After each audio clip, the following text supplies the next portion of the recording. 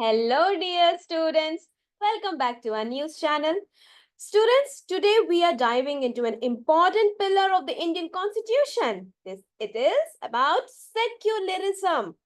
Now, you've likely heard this term before, but what does it really mean? And why is it such a core part of our country's identity? By the end of this episode, you will understand how secularism became a part of the Indian Constitution and how India's approach to it differs from other countries. Now, first, we will discuss the evolution of secularism in India. Students, from ancient Hinduism and Buddhism to the arrival of Islam, Christianity, and Sikhism, India has long embraced religious diversity. The concept of secularism began to take root during India's freedom struggle as the leaders realized that for a diverse country like India, equality of all religion was something very important. And not just important for the society, but for the national unity. So, after independence, the framers of the Indian Constitution recognized secularism was key to maintain harmony among different religious groups. So, while the original text of the Constitution didn't explicitly mention secularism, the values of religious freedom were already embedded in it.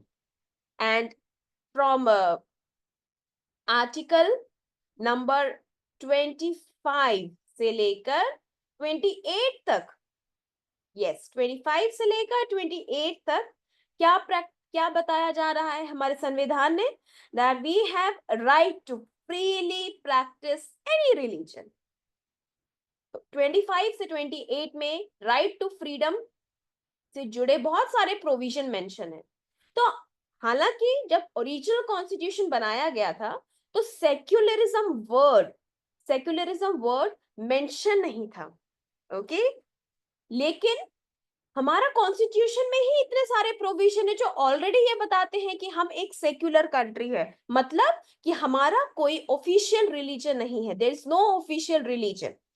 Okay, और हम सारे religion की equal respect करते हैं. सारे religion के जो उनको रिस्पेक्ट मिलनी चाहिए वो सभी हम सभी उस एक रिलीजन की तरह देखा जाता है, ना कि उसको पॉलिटिकल सिनेरियो में जोड़कर देखा जाता है. और किसी भी एक रिलीजन को ऑफिशियल रिलीजन का दर्जा नहीं दिया गया है. तो हमारा जो हमारा जो प्यारा भारत देश है वो एक सेक्युलर कंट्री है, right. But it was in 1976 के टाइम पर यस क्या हुआ था कि that time the word secular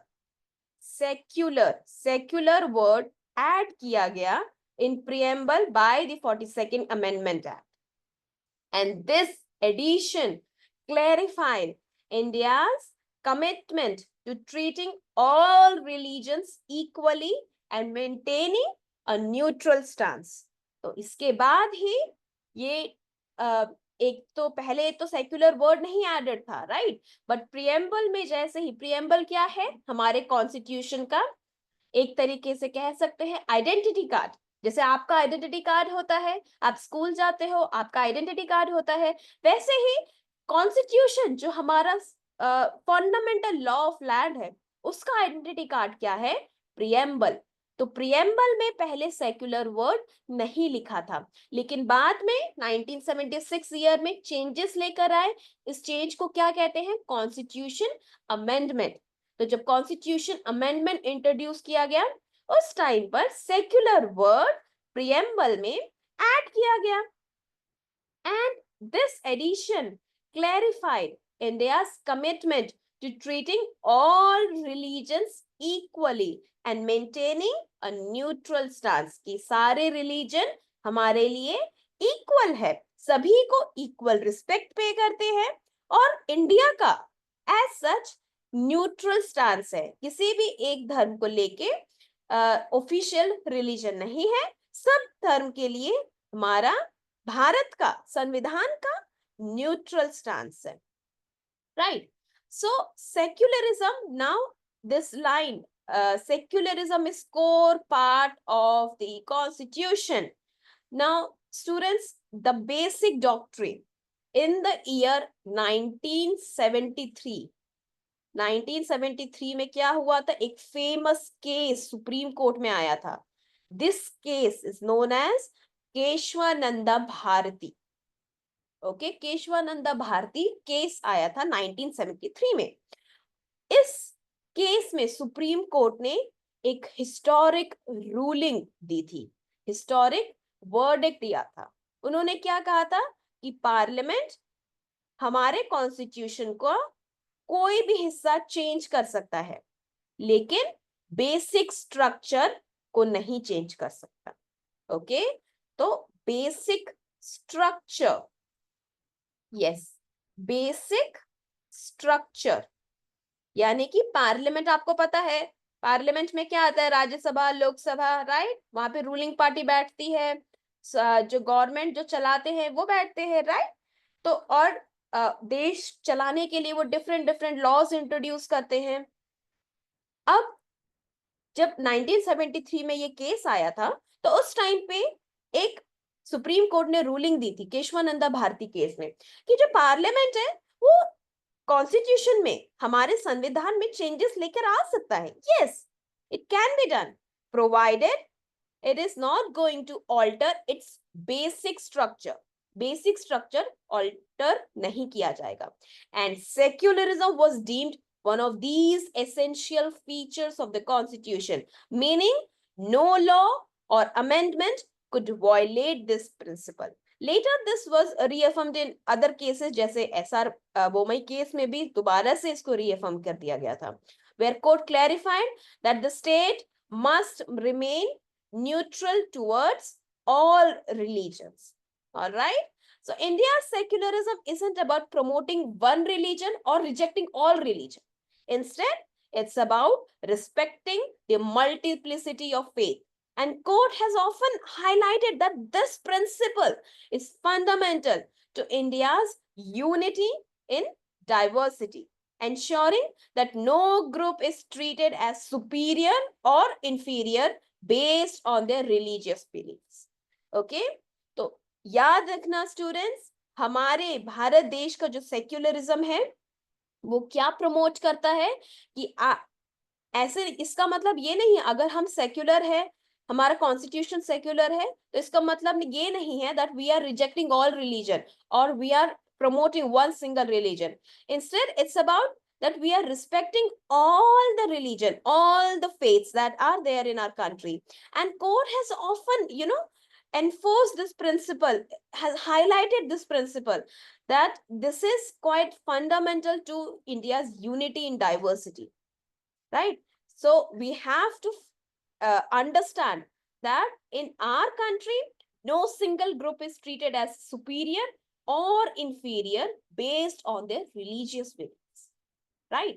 And when we talk about secularism as concept, our Indian secularism is entirely different from western secularism. Western कौन सा, जो यूरोपियन नेशन का सेक्युलरिज्म है.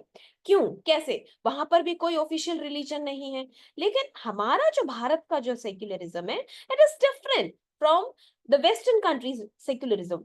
How, see, in India secularism does not mean the separation of religion from the state, which is common in Western countries like United States and France. Instead, the Indian state maintains a principal distance, meaning that state can intervene. Okay? State can intervene in religious matters when needed to ensure social harmony and protect the rights of individuals, such as banning practices like untouchability or sati. तो ऐसा नहीं है कि अगर government चाहे तो बिल्कुल भी इंटरफेयर नहीं कर सकती है. अगर कुछ ऐसी जरूरत पड़ी जहां पे इंटरफेयर करना पड़ेगा, तो वहां पर जो गवर्नमेंट है वो इंटरवीन करती है. अब जैसे अनटचेबिलिटी हो गई, सती प्रथा हो गया, ट्रिपल तलाक केस हो गया, तो यहाँ पे गवर्नमेंट ऐसा नहीं है कि पूरा तरह से एकदम ब्लाइंड हो जाए कि नहीं, बिल्कुल भी नहीं ध्यान देना है. जहां पर पब्लिक की जरूरत है, पब्लिक को प्रोटेक्ट करने के लिए जरूरत है, वहां पर गवर्नमेंट इंटरवीन कर सकती है रिलीजियस मैटर में. But in contrast, countries like France, it follows stricter version of secularism, meaning where religion and state are completely separated, and the government doesn't interfere in religious affairs. The religion, even religious symbols are often prohibited in public places.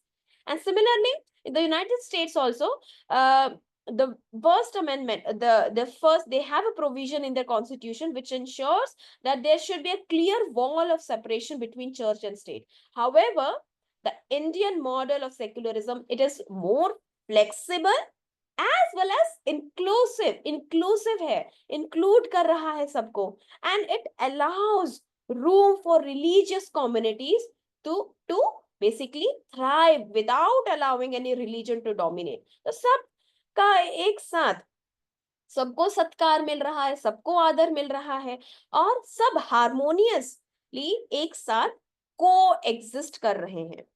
Right? So this whole news article, it covers how secularism became a part of the Indian Constitution, its significance as a basic structure, and how it differs from Western secularism.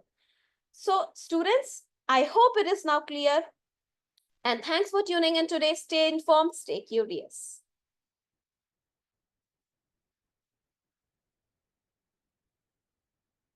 Yeah.